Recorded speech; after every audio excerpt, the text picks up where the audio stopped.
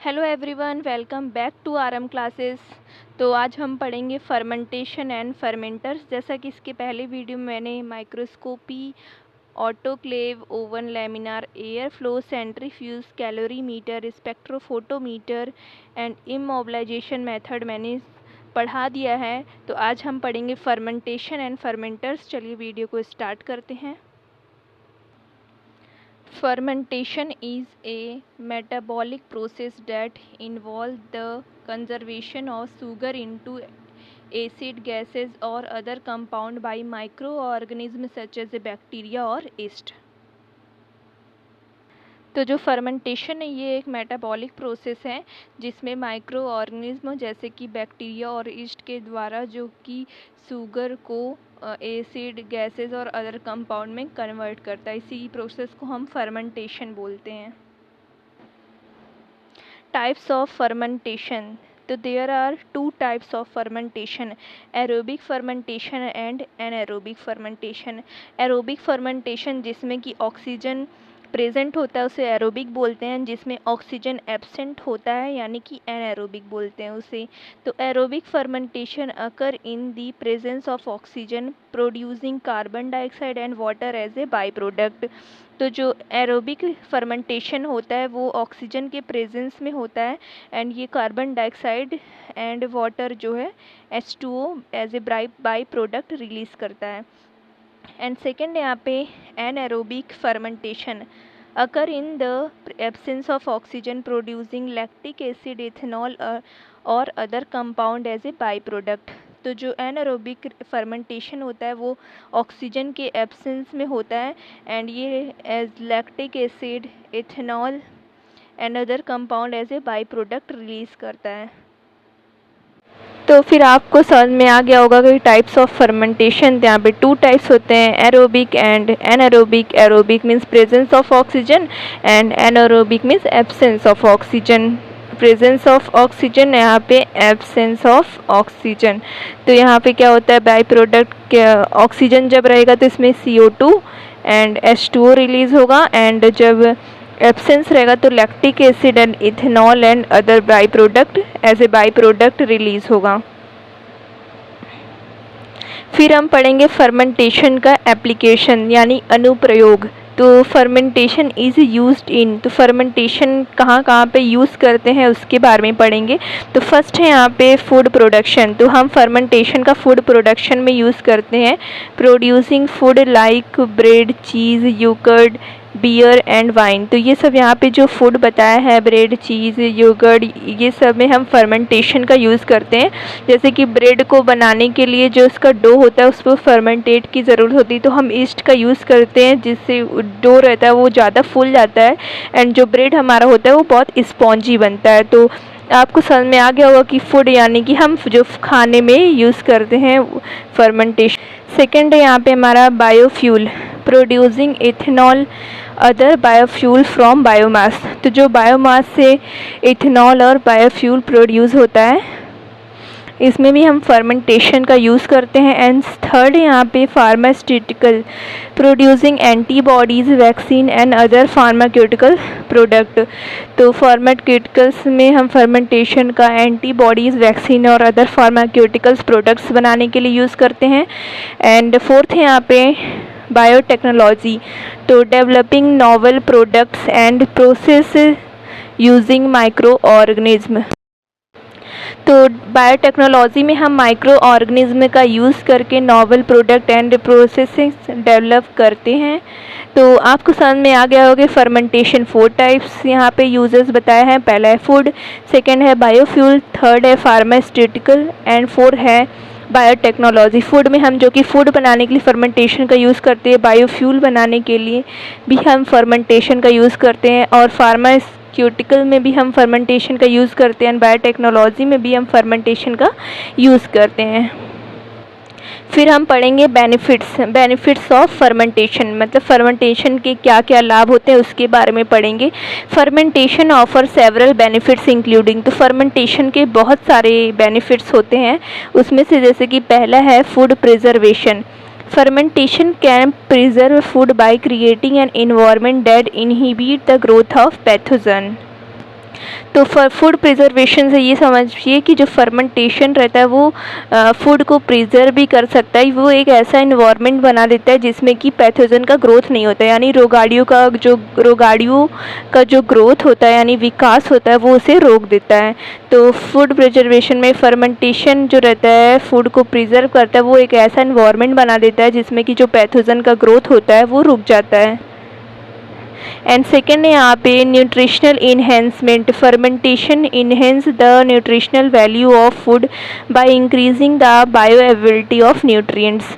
तो फर्मेंटेशन जो रहता है फूड की जो न्यूट्रिटिव वैल्यू है, मतलब न्यूट्रिशनल वैल्यू है, वो उसे इंक्रीज़ कर देता है। और मतलब इसमें मतलब वो फूड की जो न्यूट्रिशन वैल्यू होती है वो सिंपली क्या होती है, इंक्रीज़ कर देता है। एंड थर्ड है यहाँ पे bio based product. Fermentation can produce a wide range of bio based product including biofuels, biochemical and biopolymers. तो फर्मेंटेशन जो रहता है वो मतलब ज़्यादा मात्रा में जो बायो बेस्ड प्रोडक्ट होता है, मतलब ज़्यादातर ये बायो बेस्ड प्रोडक्ट होते हैं, जैसे कि इसमें आ गया बायोफ्यूल, बायोकेमिकल एंड बायोपॉलीमर। तो ये देखिए जो हमारा फर्मेंटेशन टॉपिक था वो ख़त्म हो चुका है। अब हम पढ़ेंगे fermenter. A fermenter is a vessel or container used for fermentation, a process that involves the conversion of sugar into acid, gases or other compound by microorganisms such as a bacteria or yeast। तो देखिए आपको थोड़ा पढ़ने में यहाँ से जो conservation of sugar into acid, gases और other compound by microorganism such as a bacteria, yeast, यहाँ से यहाँ तक का पॉइंट आपको जो फर्मेंटेशन में था वो सेम लग रहा होगा क्योंकि दोनों एक ही होते हैं। बस जो फर्मेंटर होता है एक वेसल होता है, कंटेनर, जैसे कि एक बर्तन हो गया या फिर एक कंटेनर होता है जो कि हम फर्मेंटेशन में यूज़ करते हैं। तो इसमें भी वही डिफिनीशन है जो कि माइक्रो ऑर्गेनिज्म जैसे कि बैक्टीरिया और यीस्ट के द्वारा जो शुगर को हम एसिड, गैसेस और अदर कंपाउंड में कन्वर्ट करते हैं उसी को हम बोलते हैं फर्मेंटर। तो यहाँ पे देखिए ये वेसल एक कंटेनर है जो कि हम फर्मेंटेशन के लिए यूज़ करते हैं, शुगर को एसिड, गैसेस और कंपाउंड में कन्वर्ट करता है। किसके द्वारा कन्वर्ट होता है, ये माइक्रो ऑर्गेनिज्म जैसे कि बैक्टीरिया और यीस्ट के द्वारा। फिर हम पढ़ेंगे टाइप्स ऑफ फर्मेंटर्स। तो यहाँ पे फर्मेंटर्स 3 टाइप के होते हैं। एक बैच फर्मेंटर होता है, दूसरा यहाँ पे कॉन्टीन्यूअस फर्मेंटर होता है और थर्ड यहाँ पे feed batch fermenter. Batch fermenter a close system where the fermentation process occur in batches.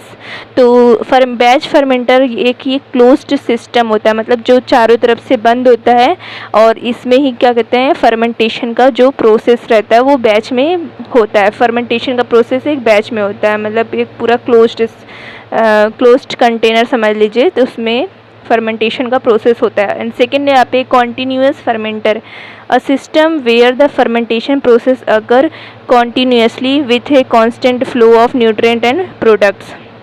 तो मतलब यहाँ पे जो फर्मेंटेशन का प्रोसेस कॉन्टीन्यूअस में समझ लीजिए, आपको पढ़ के समझ में आ रहा होगा कि मतलब जो हमेशा चलता रहे।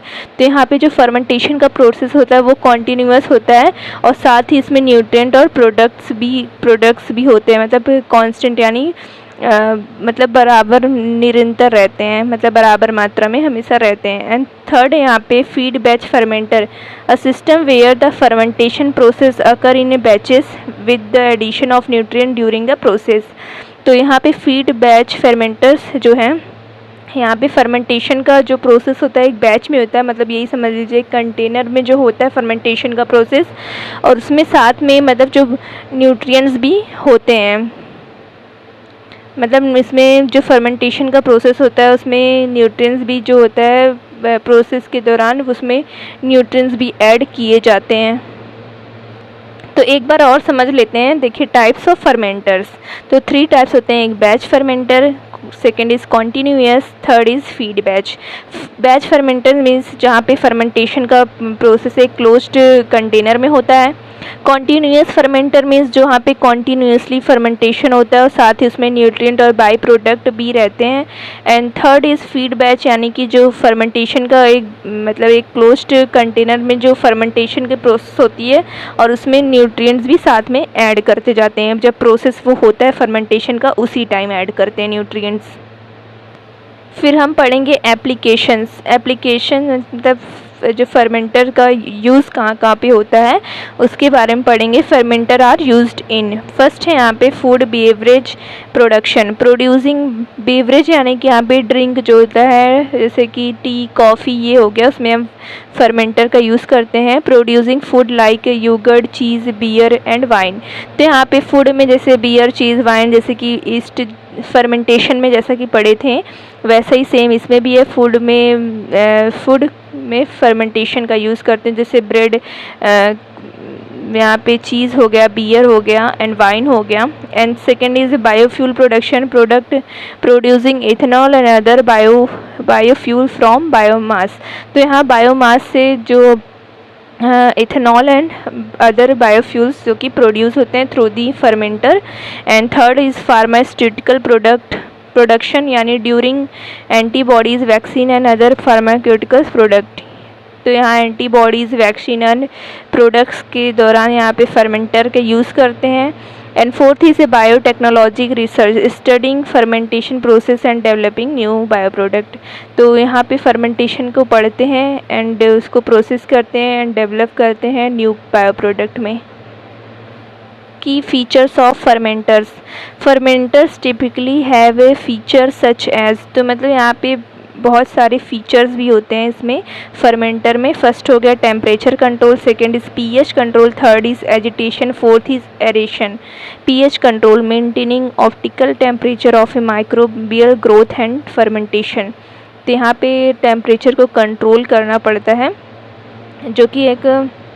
जो कि माइक्रोबियल ग्रोथ और फर्मेंटेशन के लिए यहाँ पे एक ऑप्टिमम मतलब एक इक्वल जो टेम्परेचर रहता है वो बनाए रखते हैं ना, तो अगर ज़्यादा टेम्परेचर रहेगा तो जो माइक्रो ऑर्गेनिज्म रहते हैं वो मर जाएंगे, तो जो फर्मेंटर का प्रोसेस रहेगा वो नहीं हो पाएगा। And second is a pH control maintaining optimal pH level for microbial growth and fermentation, तो यहाँ पे पीएच को भी कंट्रोल करना पड़ता है, अगर ज़्यादा एसिडिक हो जाएगा तो भी माइक्रो ऑर्गेनिज्म जो होते हैं किल हो जाते हैं, तो इसलिए माइक्रोबियल ग्रोथ एंड फर्मेंटेशन के लिए यहाँ पे पीएच को भी मेंटेन करना पड़ता है।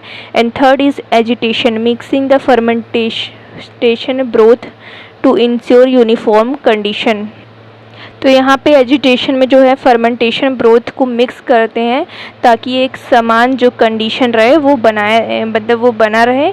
And fourth is aeration, providing oxygen और other gases to support microbial growth, तो यहाँ पे बराबर मात्रा में ऑक्सीजन और गैसेस प्रोवाइड करते हैं ताकि जो माइक्रोबियल ग्रोथ है वो होता रहे, मतलब माइक्रो ऑर्गेनिज्म की जो ग्रोथ है वो बनी रहे। फिर लास्ट में हम पढ़ेंगे benefits of fermenters. Fermenter offer several benefits including, तो फर्मेंटर्स के बहुत सारे बेनिफिट्स होते हैं। फर्स्ट है यहाँ पे control environment, second is scalability and third is consistency. Control environment, providing A control environment for optimal microbial growth and fermentation, microbial growth and fermentation के लिए कंट्रोल इन्वायरमेंट प्रोवाइड करना है। एंड स्केलेबिलिटी में allowing for large scale production of fermented product, तो यहाँ पे जो है लार्ज मतलब बहुत ज़्यादा क्वान्टिटीज़ में आप प्रोडक्शन कर सकते हैं। यहाँ पे consistency, ensuring consistent product quality and yield, तो जो यहाँ पे प्रोडक्ट की क्वालिटी है और यील्डिंग है वो मेंटेन करना, उसकी कंसिस्टेंसी को मेंटेन करना। तो आज जो है बॉटनी फर्स्ट सेमेस्टर का यूनिट फर्स्ट जो है सेक्शन बी वो आज मैंने कंप्लीट कर दिया है। तो इस वीडियो में आज मैंने पढ़ा है fermentation and fermenter. I hope कि आपको समझ में आया होगा। अगर आपको नहीं समझ में आया है तो आप कमेंट कीजिए, जो टॉपिक आपको नहीं समझ में आया मैं फिर से समझाऊंगी। And thank you for watching. मिलते हैं नेक्स्ट वीडियो में नेक्स्ट टॉपिक के साथ। Bye bye. एंड हाँ, नेक्स्ट वीडियो में मैं सेक्शन ए पढ़ाऊँगी यूनिट फर्स्ट बॉटनी का। तो मिलते हैं नेक्स्ट वीडियो में।